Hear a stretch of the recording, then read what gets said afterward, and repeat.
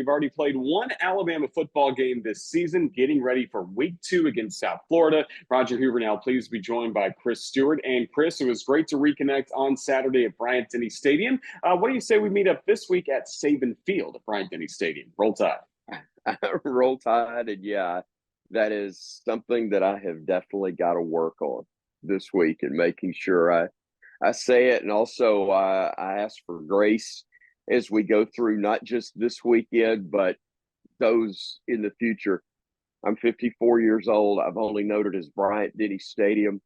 We have a new name to work in. I'm honored that I'll get a chance to, I think, be a part of telling the story just like you will of what is now Saban Field at Bryant-Denny Stadium, and it'll be a wonderful day. We got to take care of business between the lines, which almost did not happen last year in Tampa, but hopefully it'll be a great win, a great day, great weather from 3 o'clock on, so we can finally roll out Champions Lane the right way, and then also roll out the new name for the stadium as well. We're really excited for that. Let's go back for just a moment to Saturday at Bryant-Denny Stadium with Crimson Tide. As we talked about so much leading up to this ball game, there's so much new with Alabama, starting with the new head coach of the Crimson Tide, DeBoer. A lot of new faces, Chris, on the field, even some familiar faces with new numbers, but it still looked like Alabama football when we saw that 63-0 win. Yeah, Bama won. They were impressive offensively doing it. I think that is something that Tide fans were excited to see once again, is the explosiveness that we saw many times over the last decade, especially for Alabama offense. You know, the teams had big play capability in Coach Saban's first half of his tenure, but it was more of just wearing you out. And we always talk about imposing their will. Normally you think of that on the defensive side, but Bama's offense did that for much of his tenure. The last few years, it didn't quite look the same. You had the explosiveness, which was great, but you didn't have as much consistency the last 2 to 3 years. I think this is an offense that, while I'm not sitting here saying they're going to score 63 every game, they're going to face better defenses than Western Kentucky's. But they're going to be, I think, very, very capable of the big play, which is what was such a large part of the offense Saturday. At the same time, I think they're going to just get better and better, not only in the run game, but in the short passing game with the tight ends, that's going to allow you to take advantage of what's there underneath, in addition to the deep ball that we know Bama is more than capable of throwing, especially when number 2 is the target. In basketball, we're kind of used to you talking about the great plays we're seeing from some young men who probably should be high school seniors, but reclassified to join Nate Oates' program. Now you get to talk about it with DeBoer's program and somebody in Ryan Williams that had quite a debut with those 2 touchdown catches. Ryan Williams, Jaron Stevenson, first time we've mentioned those 2 names together. But yeah, Jaron was the guy on the basketball team that a year ago could have been a senior in Chapel Hill. Instead, thank goodness, especially in the NCAA tournament, he was playing for the Crimson Tide. And Ryan Williams, I couldn't help but think, and I think you and I even discussed it maybe on air or during a timeout, Roger, is how unfair it would have been for that young man to be playing high school football. Can you imagine most high school DBs trying to stay with him and forget trying to catch him? Guys weren't able to catch him Saturday that are, D1 athletes. It's just, it's going to be very fun to watch. Now, look, he's going to find matchups that are more challenging for him defensively. I do not expect it to be a 1 score per catch average as he is enjoying right now. But he is a guy that is going to stretch the field. He's going to make Alabama even more dangerous offensively because of the threat that he provides.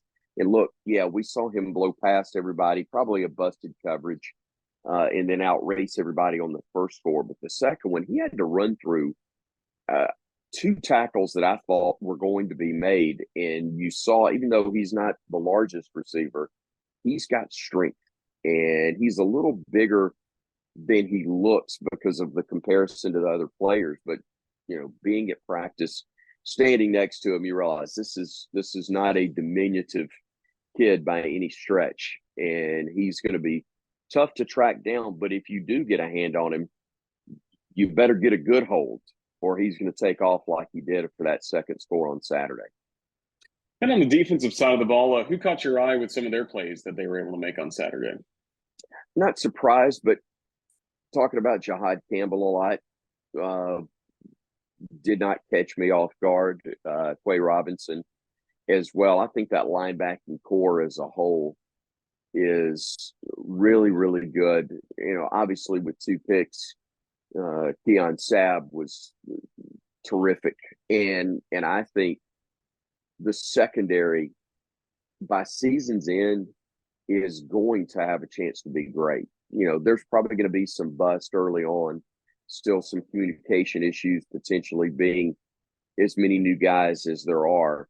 But I think there's talent there. Some of it's young, some of it's just new to Tuscaloosa, but there's talent there. And I think that spot, the back of the Bama defense is going to be very, very good. And it's not going to be the weakness that maybe many thought it might be as we came out of the spring and as we saw some things maybe in the first week or so of practice. Of course, you're getting ready for Hey Coach and the Kalen DeBoer Show coming up on Wednesday night, 6 o'clock at Baumhower's in Tuscaloosa. You had Coach with you in person at the restaurant last week, along with Jalen Milroe. And then on game day, you got to be around Coach before the game and then after the game with his post-game television show, as well as a radio interview. Just how much have you enjoyed seeing Kalen DeBoer in game week settings and starting to adjust to his new normal of everything that he's doing with us here on the Crimson Tide Sports Network? Roger, I think the neatest thing was seeing that he's the very same guy that I've had the privilege of being around all spring and summer. Very little change in the demeanor, the approach, consistent in terms of who he is, in terms of the way he coaches, but also in terms of how he interacts with everybody. And that's really enjoyable when there's new and there's uncertainty, when there's change. That can be very difficult for any and everybody. And it doesn't mean that it's better or worse, but when it's someone who's very consistent in who they are and how you deal with them, whether it's a difficult personality to deal with, or whether it's somebody like Coach DeBoer, at least you know what to expect as opposed to somebody who's highs and lows. But with Coach DeBoer, it's been a very consistent, very calm, confident, but humble presence. And I've said this before, and in fact, I've said it several times. I'm really pulling for him, not just because he's the Alabama coach, which I would anyway, obviously, but because he's so likable. And I've been so impressed with how he's handled this transition in terms of the respect for Coach Saban and what's happened before him, but also just his ability to be true to who he is in his process and his way of doing things. That's been really enjoyable. And I have no reason to believe, based on his history and Alabama's, that it's not going to be very, very successful.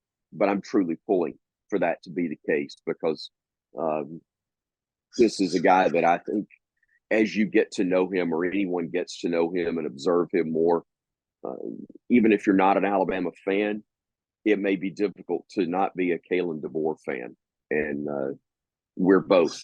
So that's obviously going to make us want to see him do well.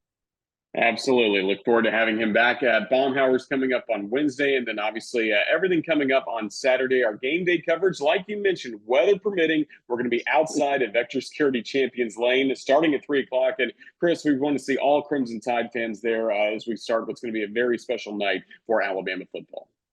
Yeah, you're right. And look, it was so disappointing. First of all, as you and I know, for our friends and our colleagues with Crimson Tide Sports Marketing that had worked so hard to get everything into play. I mean, just to put it in perspective, imagine we had done all that we had and the game got canceled. So as a fan, you've planned your tailgate, and I know that happened for a lot of fans, and it got busted up because of the shower and a little bit of a storm that came through. But man, our friends have worked so hard to put that together, and from a business standpoint, it's disappointing.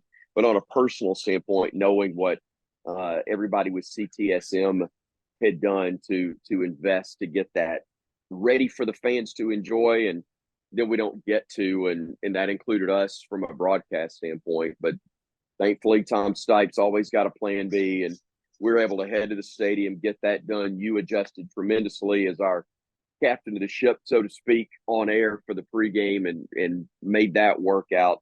But we want to be out there, enjoy that fantastic setting with the fans and venue, and hopefully the Vector Security Champions Lane is going to be something we can really enjoy fully and broadcast from the stage there, and have some fun on the dedication day of Saban Field at Bryant-Denny, and also go to 2-0, most importantly, on the year.